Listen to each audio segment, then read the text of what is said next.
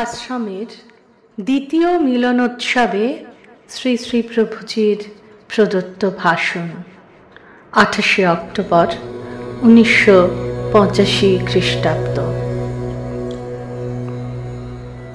আমার প্রিয়জনেষু, নির্ভীক প্রত্যয়ে যা তুমি জীবনে চরম সত্য বলে জেনেছ তাকে সামনে রেখেই এগিয়ে যেতে হবে লক্ষ্যের দিকে।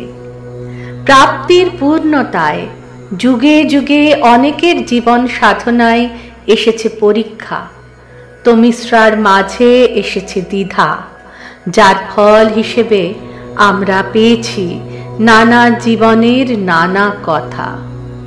বস্তুবাদ ও নাস্তিকতাবাদ যুগে যুগে মানুষের জীবনকে করেছে দ্বিধাগ্রস্ত।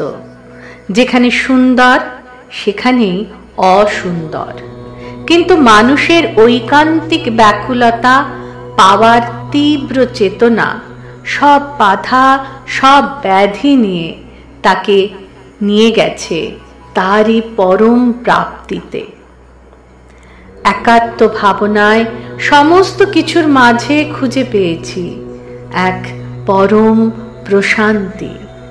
বাইরের কোনো আঘাত, কোনো মতবাদী তার গতিকে রোধ করতে পারে না। আর তাই তো সমস্ত কিছুর মাঝেও আত্মা সমুজ্জ্বল, আপন প্রতিভায় প্রকাশিত হয়ে পৃথিবীর সমস্ত কিছুকে নিয়ন্ত্রণ করছে তারই চেতনায়, তারই আকর্ষণে। আমরা এখন মানব জাতির জীবনের এক চরম সম্ভাবনাময় মুহূর্তে উপস্থিত হয়েছি। আমরা যে জগতে বাস করছি তা সার্বজনীনভাবে বিয়োগান্তক। তমসাচ্ছন্ন বুদ্ধির চেতনায় মানুষের জীবন আজ দিশে হারা। যান্ত্রিক ও বস্তুবাদী অলীক কল্পনায় তার আভ্যন্তরীণ জীবন সংশয়াচ্ছন্ন। সে আজ দৃঢ়তা হারিয়েছে নিজের প্রতি আস্থা ও নিশ্চিত প্রত্যয়ের অভিহ। মানুষের প্রকৃতিতে এসেছে প্রাণ অহংয়ের প্রতিষ্ঠার তাগিদ। মিথ্যা অহংয়ের প্রবল আধিপত্য সমস্ত কিছুকে গ্রাস করতে চাইছে। ধ্বংস করার একটা অনন্ত আকুলতা যেন মানুষকে পেয়ে বসেছে। পরস্পর বিরোধী শিবিরে বিভক্ত পৃথিবী আজ মোহগ্রস্ত। হিংসার বিস্ফোরণে আন্দোলিত, স্নায়ু যুদ্ধে কম্পিত ভবিষ্যৎ, আণবিক যুদ্ধের আতঙ্কে চিন্তিত পৃথিবী আজ আধ্যাত্মিক কোমায় এসে পৌঁছেছে। এই খঞ্জ পৃথিবী আজ কি চায়? চায় চিরস্থায়ী শান্তি। মানুষের সামগ্রিক দৃষ্টিভঙ্গির পরিবর্তন ব্যতীত এ শান্তি কোনো দিনই সম্ভব নয়। অসংখ্য সমস্যা আজ শান্তির পথ ব্যাহত করেছে, কিন্তু যে সমস্যা আজ মানুষকে ক্ষতবিক্ষত করছে তা বাইরে থেকে আসেনি, আসছে ভিতর থেকে। মানুষের বিবেক আজ বিদ্রোহী হয়েছে, কারণ মানব সত্তা তার নিকৃষ্টতম অবস্থায় পৌঁছেছে। মানব সভ্যতা এগিয়ে চলেছে, কিন্তু প্রগতির পথে নয়। প্রগতি হলো আধ্যাত্মিক পরিপূর্ণতা ও আত্মার প্রশান্তি। আমাদের বর্তমান সভ্যতা মানবিক মূল্যবোধ হারিয়ে, নৈতিক দায়িত্বকে হারিয়ে আধ্যাত্মিক দেউলিয়াপনায় নৈরাশ্য গড়ে তুলেছে।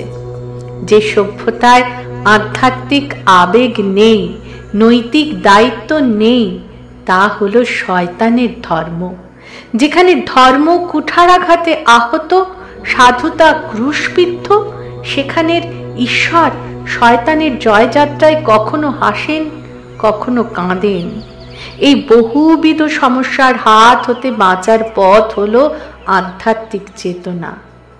এই চেতনার গভীর অনুকম্পা, সহনশীলতা ও প্রভু পাদে আনুগত্য বোধে মানুষ ঈশ্বরের মধ্যে খণ্ডিত সম্পর্ককে একাত্ম করে তুলতে পারে। হৃদয়ের উদারতা ও মমত্ব বোধ যখন সর্বত্র প্রকাশ লাভ করে, তখনই জন্ম লাভ করে এক নতুন সমাজ, নতুন পরিমণ্ডল। এই পরম সত্যকে আমাদের উপলব্ধি করতে হবে, শুধু বৌদ্ধিক জ্ঞান নিয়ে নয়, প্রতিফলিত করতে হবে প্রাত্যহিক জীবন আচরণে, প্রকাশিত হবে কর্মজ্ঞানের সহমর্মিতায়। সংবেদনশীল মন আজ বিশ্বাস করে যে সামাজিক, রাজনৈতিক, অর্থনৈতিক বোঝাপড়া অপেক্ষা পৃথিবীর বিশেষ প্রয়োজন আধ্যাত্মিক পূর্ণ জাগরণে, বিশ্বাস ও শ্রদ্ধার পুনরুদ্ধারে। মহাশক্তির আন্দোলন উত্থিত হয় তখনই যখন মানব সভ্যতার হতাশা আর অবিশ্বাস সত্য বস্তুকে অবলুপ্ত করার চেষ্টা করে। বিজ্ঞান ও প্রযুক্তিবিদ্যার দ্রুত অগ্রগতির জন্য মানব সভ্যতার যে সংকট দেখা দিয়েছে, তাই আজ ধ্বংসের ইঙ্গিত দিচ্ছে। এখন একটা কথা সুস্পষ্ট হয়ে উঠেছে যে আমাদেরকে একটা স্থায়ী পথ বেছে নিতে হবে। এই পথ কিন্তু অনমনীয় ভাগ্যের হাতে ছেড়ে দেওয়া নয়। এ পথ হলো শাশ্বত বস্তুকে আঁকড়ে ধরা, শাশ্বত অধিকারকে সামনে রেখে পথ চলা। এ কোনো বিশেষ মতবাদ নয়। এ সকল ধর্ম, বর্ণ, জাতিকে অতিক্রম করে মহাজাতির উত্থান। এ হলো মানুষের সার্বিক রূপান্তর।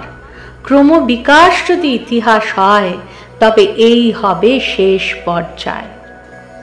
ধর্ম ও অনৈতিকতা একই সাথে চলতে পারে না, একজনকে বিদায় নিতেই হবে। সচ্চিদানন্দ কখনো বিদায় নিতে পারে না। আমাদের উগ্র বুদ্ধিবাদ, নাস্তিকতাবাদ এবং সেই সঙ্গে ধর্মের বিকৃত মতবাদ ধর্মে এনেছে প্রহসন, ধর্মকে করেছে পেশারূপে গ্রহণের মনোবৃত্তি।